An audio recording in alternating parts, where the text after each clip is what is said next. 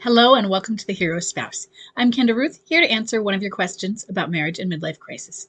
Today we have a male left behind and forward moving spouse. We don't have a bomb drop because it says 1967. And it does say December 19th, so I don't know if that is December 19th of this past year, which was just a month ago, or if 1967 is a birth date in December. But it does look like it is still relatively recent. So I wouldn't be surprised if he meant December of that's a month ago. He says date of marriage is 1992. She's still at home, and he's not yet familiar with energy type terms, which makes sense, given that it seems like it's relatively new. He says, my wife stayed with friends over New Year's, and when I had to leave out of town for work, she came home. So when I return in about 6 weeks, she says that someone will have to go. She returned home to help our daughter with our grandson. And also because you left, I assume, because you were going to be gone. So she knew that it was safe. We've had limited contact since January 2nd. We will be starting counseling as soon as we get approved to do so. And there can be that it's not even always approved, but that waiting period just because they don't have an availability yet, probably. I always find that's a really long period. Not mentally long, but hopefully we can save our marriage. Do you think we are moving in the right direction? I hope and pray that we are, and it works. Okay, so what I'm going to tell you is basing this on MLC because you haven't told me really anything about bomb drop, about her, about how she's feeling. So right now, what I'm saying is basing it on MLC. There isn't a direction. What I'm saying, basing on an MLC, and I base that because you're here. If she's in a midlife crisis, you haven't studied midlife crisis enough yet because you probably wouldn't be asking that question.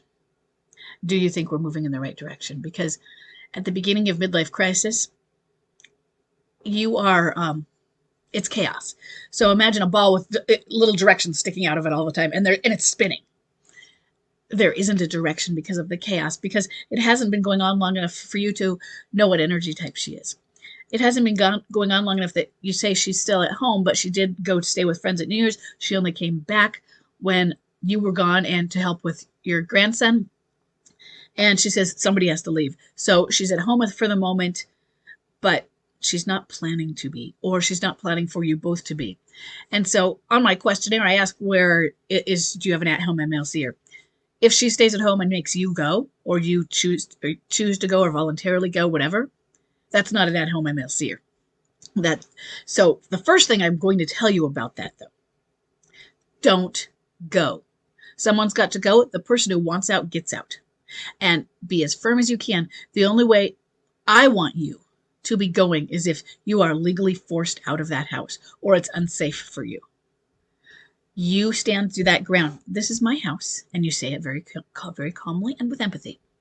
And it sounds like she didn't say you're going to have to go. She did say someone. So it doesn't sound like there's a big conflict with it because she may be willing. But you be very calm. I understand that you're not happy, whatever, all these things. But the person who, if you want out of this relationship, then you need to be one to leave the house. Because I don't want a divorce. I don't want a separation. I don't want us to be apart. And I'm not saying that to argue it with you. I recognize that you feel different, but this is my marital home. You want out of the marriage, then you don't belong here. I'm not saying it that way. That's an idea of a script. Okay. So that is the first thing. And I say that because usually the women who are left behind don't have an issue with that. They usually stay in and it's not an argument. Sometimes the MLCer will insist on staying also, but women are rarely kicked out of the house or encouraged to be the ones to leave. Men, when it's the man, as in your position, who is left behind, sometimes there is like, hey, this is my house. And just women tend to stay at the house just like they keep kids, even though that has changed. And so we encourage the male MLCer is more likely than a female. Male left behind spouse is more likely than a female left behind forward moving spouse to leave. I'm so proud and happy that many of you guys are standing your ground, are staying, or that you don't, it's not even an issue. But it's more likely to be an issue with you than with your female counterpart. So that is the first thing. Stay. We don't know if she's going to be a low energy wallower or a high energy replayer. And we don't know the other thing is right now, maybe she feels things are being agreeable. Watch out, because as soon as you say something that she might not agree with, in the sense of, no, you know what, I'm not leaving. And if you're free to, welcome to stay here, or you can leave. As soon as there's that obstacle, she may be okay. And, okay, I'll do that. Or shit hits the fan and you will see monster come out. And I want you to prepare for that. You will see monster, you will see anger, you will see resistance. And I'm not promising you that because it doesn't happen every time. But often that things are going on and it seems like, well, we're going to consciously uncouple, even though one of you doesn't want to. But as soon as you say something that they don't agree with, as soon as you hold their feet to the fire, talk about the finances and how, no, it's going to split this way. Or I am going to fight you on this piece. They will come out with their gloves in hand and start to duke it out. Okay. So I want you to prepare for that. This isn't a, well, not my sweet wife situation. And it can go that way. She could be a low energy wallower and be much more passive or not. So right now we're in the we don't know stage of that because it's probably new. And you're going to come home in 6 weeks and you're going to find out more. So next, you will be starting counseling as soon as you get approved to do so. Maybe. Really? Okay, first, MLCers are often resistant to counseling. Even those who go to counseling are resistant in counseling, male and female. Okay, we think of women as being more receptive. Yes, sure. But MLCers are more resistant to counseling. So I want you to go with that in hand. She may back out of counseling. If it takes longer and you have to say, let's say it falls through, like you're on a wait list and they lose you or it just keeps going, she might not take action to call and say, hey, what's going on with this? And maybe you can do that. That's fine. But the next thing, and this is very important, I am not first telling you not to go to counseling, but counseling doesn't work for MLC. It does not work when someone is in an active midlife crisis. It does not work when one party is resistant to the counseling. And it can often be traumatic because the MLCer may use that session to dump more on you, more betrayals, more, well, I never wanted to be with you. Maybe it'll go from I've been unhappy for 6 months or unhappy for a year to I've been unhappy for the last 10 years. It doesn't mean it's true. And it doesn't mean they believe it's true. It doesn't mean they don't believe it's true. They can gaslight themselves. They can lie to themselves until they believe it. They can focus so much on some of the negative things that have happened and looking back and going, oh, I didn't know. Just like that happens with us as well. With forward-moving spouses, they can start to look back after this and go, oh, I guess now I'm starting to recognize the mistreatments or the abuses or the negatives. And I was wearing rose-colored glasses. It can go both ways. But she may go in there, and what happens is they use it to drop more bombs. That they are having an affair. I love you, but I'm not in love with you, or I hate you now, or I am in love with that person. That is my soulmate, and you can't do anything about it. Or they pretend to work on it. And I'm not telling you that that's going to happen or not. Especially because I can't tell if it's a midlife crisis. Other than date of marriage, you're in the right age range, that sort of thing. But I don't know bomb drops. I don't know her history. I don't know the trauma history that she has.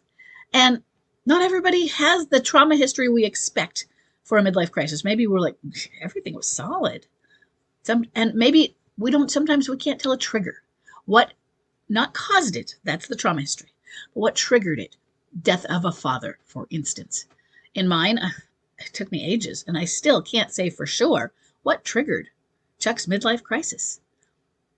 So you might not have all of the answers that would help us determine what this is, if it's a midlife crisis or not. So I'm just going to say somebody who has been in a long-term marriage, and let's say it's been stable and happy, and then feeling relatively suddenly they want out. I am going to put you in this is something I would research, midlife crisis. you're in that category. And if you have a trigger, there you go. So that's what I want you to really focus on. You might have some questions answered more. If you haven't signed up for Understanding Midlife Crisis, my free course, do that. The link should be in the description and below this video. I add your question in there, and then below that I add some links. So sign up for that if you haven't already and go through it. It is 3 days. I think it's 2 hours in total, and it comes across 3 days. I drop it the first day a little bit, and the next day, and the next day. And I do that because somebody asked, why do I wait? Because people weren't continuing with the videos, and I got a better rate of people coming back and remembering to watch them. And I want you to really get the information. And so I found that more people came back to watch the videos with the reminder of, hey, here is the next piece. So, and then then you can also break it up across a few days, and you can keep coming back to rewatch, or you can spread it out however long you want it to take. But you're going to get some more questions answering. Do I think you're moving in the right direction? I think you have the right idea in your heart, but I don't think you know or understand what really is going on yet. And if this is a midlife crisis, I have some bad news for you. I'm sorry. And the bad news is that midlife crisis is 3 to upwards of 7 years. And when people tell you, well, I've heard that women aren't as long as men. Well, I just said 3 to upwards of 7. So you're still in that framework of 3 to upwards of 7. I don't go 2 to upwards of 6 for women. That framework is everything. And so if the average within that is 5 to 8 for men, and don't take that, I'm just giving out numbers, and it's 3 to 6 for women, maybe, but it's still 3 to upwards of 7.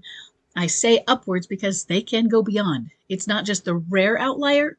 They may be outliers at upwards, but it happens enough that everybody needs to know the reality of what you might be dealing with. So counseling, what I want you to do with counseling, sure, go. Put in your good faith effort, but she may be using it as a checkbox. But you go anyway, and you go and continue to go without her. In fact, it would be great for you to go without her in addition to going with her. Learning what's going on, learning what maybe the things that you can work on, but also this experience right now that you are going through is pretty traumatic for us. It's life-changing. You have been married since 1992. You have spent more than 30 years in this, and now this is completely a new phase of your life, and it feels like rejection, and you may be getting blamed for it. You may be dealing with a very depressed spouse, so they don't always blame, but there's just this depression. There could be an undercurrent of anger in the depression, or they could be high energy, and the depression is just out there monstering. They could be a clinging boomerang where she comes back and forth with neediness. We don't know yet. And I want you to understand what's happening, understand her confusions, and prepare yourself. But do not put this expectation. Hope is different. Do not put this expectation that counseling is going to be your solution, because it's not. If somebody is in a midlife crisis and they have just started, they have to go through the crisis. And if you think, okay, well, you know what, let's just solve it with counseling, and we'll go and we'll talk about things. But if the real problems are from some form of trauma history, gaps in development from childhood, counseling has to address that. And she may not be aware of it, or she is, I don't know, but you may not be aware of all of them. These may be things that are bubbling up, but they're bubbling up unconsciously.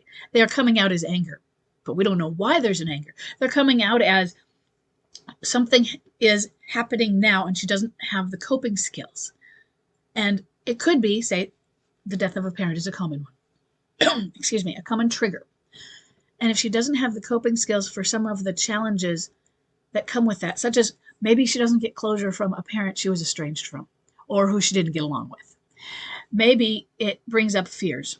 It often, people say midlife crisis, one of the main tenets, and I don't agree fully, is a fear of death or a concern of death or a realization that it is encroaching. That can be part of it. But I don't buy that is the big thing I won't put that as a first top tier description, but it's there. It's a fear of who you are and that you haven't achieved what you thought you would, or you aren't where you thought you would, or you did, but you're in the wrong place. It's like, oh my God, this isn't where I want to be. Or it's not the wrong place. Maybe you achieved so much more and crossed cultural levels and bounds and class systems, and you feel like a fraud because you're on the other side of the tracks now. And then something happens and it targets some of those gaps in your coping skills, and you don't have your gaps in your development, and you don't have the coping skills. That gap is a coping skill you did not develop. You did not learn it.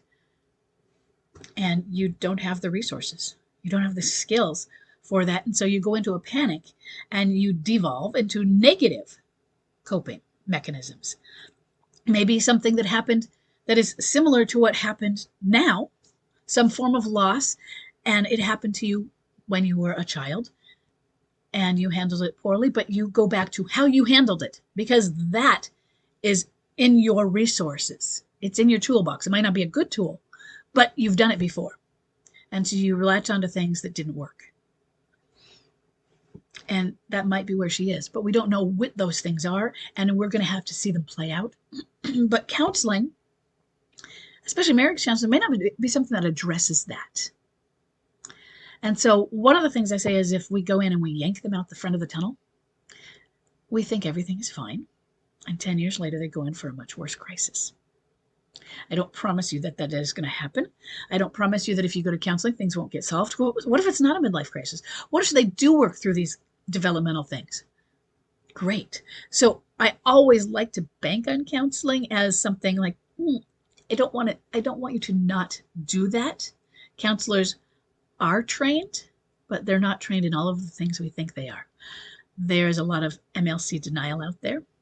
There is a lot of ignorance about limerence. And we're really surprised. Wouldn't these be some top tier things for counselors? But apparently they are not. And so you might not get somebody who understands and doesn't understand why you're hanging on. That's why you join the groups. You join my Midlife Crisis Forum, or you join the Facebook page, or both, and you read through what is said there. You go read the articles on my blog and my website. You take the Understanding Midlife Crisis. Those are free resources. And there's other resources out on the web. Go find them. One of the big things that is being recommended right now is Heart's Blessings book. I believe she calls it the 8 stages of midlife crisis. And she has 6 basic stages, which are re-explained from Jim Conway. And then she's added 2, I believe, healing stages in there. So that has been a very popular book right now. And she also has a website with many of her articles on there. So look Heart's Blessings up as well. I'm sorry. I know this has gone long, but I can tell you're new to this and you don't know what you don't know yet. And I really want you to take this in. I love standing. I love standers. I love you all. It is a hard road, and I want you to enter it with your eyes wide open. Okay. So I hope this is helpful. Let me know if you have any more questions. I'm here to answer them. And you may have a lot more as you learn more when she comes back, or when you come back in 6 weeks. And as you've looked at taken the free course, looked at the articles, and as you've gone to counseling. Okay. So if I hear from you again, I look forward to answering any of your questions. And I'll see everybody else in the next question.